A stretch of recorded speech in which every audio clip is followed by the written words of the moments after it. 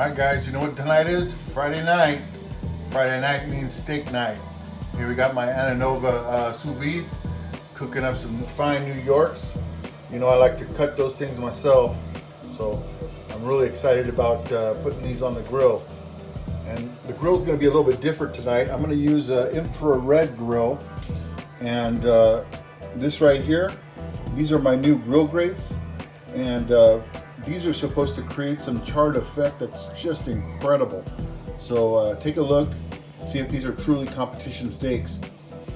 This is tonight's going to be an experiment because infrared and GrillGrates don't really go together because of the amount of heat that I'm going to produce on that grill. So let's see if these rare steaks actually come out medium rare like I'm hoping. So before I got started, I wanted to make sure that I did two things. First thing was making sure that the grease trap down below has actually been cleaned up. I understand that the GrillGrates run a little hotter, so I'm assuming that this is going to end up being around 900 degrees, 850. I'm actually going to try to bring it down to about 750 degrees. And then the second thing I wanted to do was make sure I season the GrillGrate. So I have some cooking oil here that I'm going to end up putting on the GrillGrate to make sure that it's properly seasoned prior to, just like cast iron, just have to properly season it. As you guys can see, the GrillGrate fits fantastic on our infrared burner, and I'm just, I turned it down, and I'm going to let it heat up for real quick, and then I'm going to get started on seasoning it. So I understand that these infrared burners go up to about 700 degrees. Here I have it on high, and because it's this type of GrillGrate burner, I'm assuming that we're going to get close to about 950 degrees, which is about 100 degrees over what is expected. So I'm going to back it off just a hair and make sure that I'm respecting the temperature. So back inside the kitchen with these classic organic creamer potatoes. These make really excellent mashed potatoes. I'm not a big fan of the word organic, but these are wonderful potatoes, so they're very worth the buy if you've ever run them across them in the grocery store. So I just took them out of the bath, and I'm putting them in a tray, and all I'm going to do now is just pat them down. And if you notice, there's already seasoning on these steaks. It's just from when I packaged them. So I'll give them a nice fresh coat of salt and get them ready. So here we are with the GrillGrates, and I'm just dropping my third steak down, and I've been testing the temperatures, and it seems like a medium-high temperature seems like a good starting point, because we want to make sure that we're not flaming up, and we want to make sure that it's still getting the good sear that we're looking for. So right now I'm looking about between 4 and 5 minutes per sear, and that's for the entire steak. So I'll spend about 60 seconds before I flip it, and then finish that crosshatch, and then do it to the other side. So about 4 minutes in total.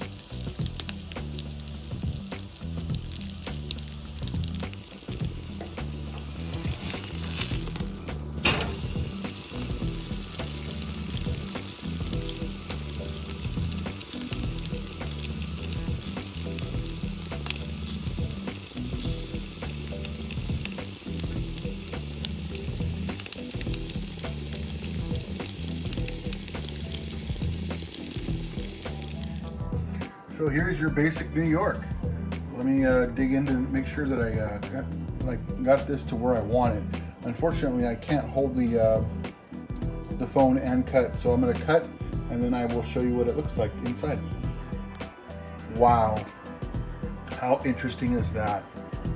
So currently the steak is at a rare, and the Maillard effect still occurred, and it's just extremely thin. I was very surprised. So not only did I get a great sear, but it's actually not really going deep inside the meat and burning or searing the meat. So I can get an extremely rare steak or medium rare steak without having to undercook it. So this is an incredible thing. This is completely different from a cast iron pan. Great lesson learned today. So let me wrap up. So we got a $50 product that's American made. Now, the finished result is a char and grill with a really nice sear, and for 50 bucks, it's not a bad deal. I think I spent $40 plus $10 in shipping, and it gave some really great results. For the same price, you know, you could always get a cast iron pan. If you don't have a cast iron pan, then definitely start there first, but definitely put your GrillGrates on order. I truly believe that it's a fantastic product. For the safety aspect alone is something that you want to spend time with the manual on. It's really critical that you go through and you take a look at all the details, especially if you're using it on an infrared sensor or infrared heat. The temperatures there, especially beneath the barbecue grill itself, can get extremely hot. So I mentioned some of the safety features already, but definitely go through and really understand why, and they'll explain a lot of that in the manual. One of the things they do mention is using a grill spray or a canola oil. I definitely avoid using things like PAM, which is a canola spray. It doesn't tell you to do that, but definitely make sure that you're not using any type of canola spray, as it's usually an aerosol, and aerosols flame up. So one of the things I definitely want to make sure that I do talk about is the kind of the advanced grill tips that they talk about here. Now, any good barbecuer is going to definitely have their own digital thermometer. I have some recommendations that are going to be put down in the description below. Go ahead and take a look.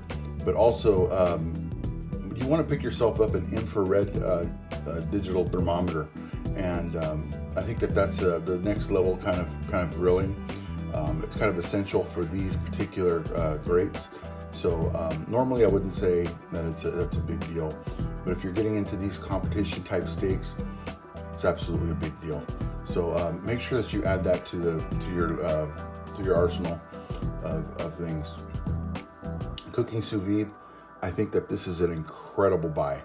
So if you're definitely like me and eat a lot of steaks and want to try different ways of doing it, I absolutely love this new type of grilling.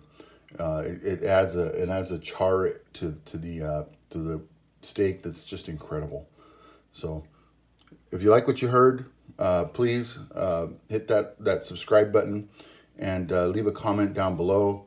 Definitely hit the thumbs up if you loved it, thumbs down if you didn't, and just give me your honest opinion. I'd appreciate it. Thank you very much.